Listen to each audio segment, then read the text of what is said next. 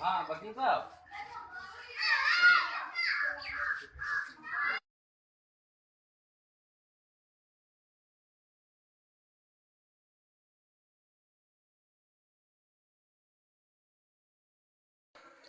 माधव टांडा बाजार में जो अवैध निर्माण की घटना है, इसके बारे में आप क्या कहेंगे?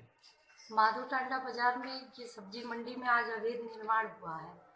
इसमें तहसीलदार साहब आए थे, उन्होंने पहले कोर्ट के निर्माण को देख के अवैध ठहरा दिया, लेकिन माधव टांडा एसओ ने महिला पुलिस बल ना होने पे खेद जताया, जिससे ये नारायण लाल पुत्र राम कुमार पूर्व प्रधान राम अवतार के भाई ने अवैध कब्जा किया है। और प्रशासन के कोई सहयोग ना मिलने के कारण मैं और पूरे ही ग्राम समाज असहाय देखता रह गया।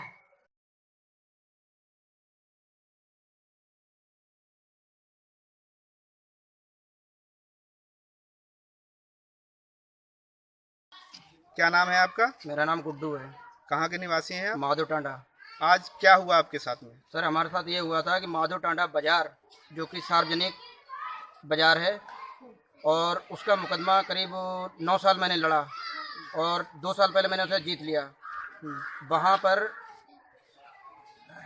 कूड़ा वगैरह पड़ रहा है, वहाँ पे किसी का जो हमारे घर बने हुए वो तो दरवाजे पुराने खुले हुए हैं, लेकिन आज जिस जगह पे मैंने मुकदमा जीता था उस जगह के सामने वाले घर में उन्होंने दरवाजा मतलब अपना मकान तोड़वा के एक दरवाजा निकाला।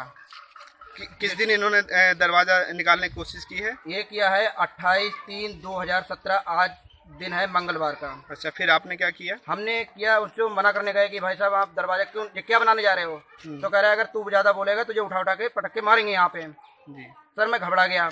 उसके बाद मैंने मोटरसाइकिल उठाई, सीधे मैं प्रधान के पास पहुंचा। प्रधान जी जो थे नहा के अपना पूजा करने चले गए। बोले, हमने उनसे पूछा कि आप 100 नंबर पे फ़ोन करने कोई हमें फ़र्क तो नहीं हुई, कोई बात तो नहीं होगी? तो प्रधान जी बोले कुछ नहीं होगा, तुम्हारी इन्फॉर्मेशन चली जाएगी और जो काम गलत कर रहा होगा उसके लिए पकड़ लिया जाएगा।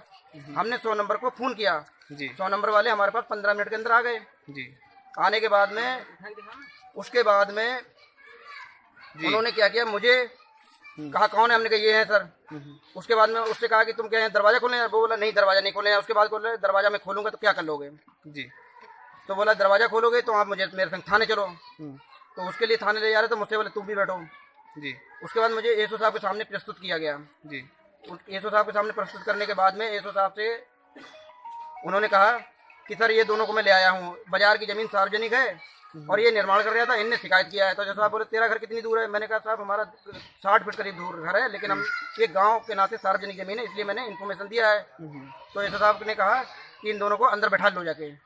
अंदर बैठाने के बाद में वहाँ के मुंशी ने हमें जेम का झाड़ा लेके, हमारे पास मोबाइल निकला, खाली ये पैसा थे नहीं मेरे पास, मैं तो गरीब आदमी हूँ। उन्होंने मेरा मोबाइल निकाल के रख लिया। रखने के बाद में बोले कि पेशाब भी अगर फिरने जाना है तो मुझे साथ में लेके जाना पड़ेगा, जो भी यहाँ सिपाही है कोई है उसके साथ जाना पड़ेगा, अगर हिल गए तो तुम्हारी बेइज्जती होगी, वो तुम जानोगे। तो सर मैं तो खाली एक इन्फॉर्मेशन देने वाला हूँ। उसके बाद मुझे वहाँ पे 4 घंटा बैठा ला, 5 घंटे बैठा ला, 4 से 5 घंटे के बीच में बैठा ला हूँ। अभी आपकी शिकायत पे निर्माण रुकवा दिया है कि नहीं रुकवाया है? निर्माण सर उसके बाद चलता रहा है। जब मैं वहाँ से इन्होंने मुझसे राजीनामा ले लिया कि यहाँ पे तुम्हें क्या दिक्कत है? हमने हमें सर कोई दिक्कत नहीं, गांव के ग्राम समाज की दिक्कत है। उसके बाद में हम जब आए तो यहाँ निर्माण रुका हुआ चल रहा था जी। चलने के बाद में हमारे ग्राम प्रधान के भाई आए, उन्होंने कहा कि यहाँ पे निर्माण ये रोक दो, पुलिस आएगी और ये गलत काम कर रहे हो, ये ग्राम समाज की जमीन है। तो उनने जल्दबाजी में दरवाजा ऐसे ही लगा दिया, मतलब ऐसे खाली चुना के रख दिया और वहाँ से उन्होंने एक लकड़ी टिका दी और फोटो खींच लिया। अच्छा। उसके बाद में पुलिस के एक सिपाही 2 दरोगा आए जी, उन्होंने दरवाजा उसको हटा दिया। दरवाजा हटा के बाद में चले गए वो, अभी ऐसे ही रुका हुआ है। उन्होंने ये दीवार बंद कराने के बारे में क्या कहा? उन्होंने दीवार बंद कराने कुछ कहा, लेकिन उससे पहले घर वाले लोग सब भाग गए। घर वाले कोई मिला नहीं इनके घर में, इसलिए दरोगा जी को कोई मिल नहीं पाया वहाँ पे।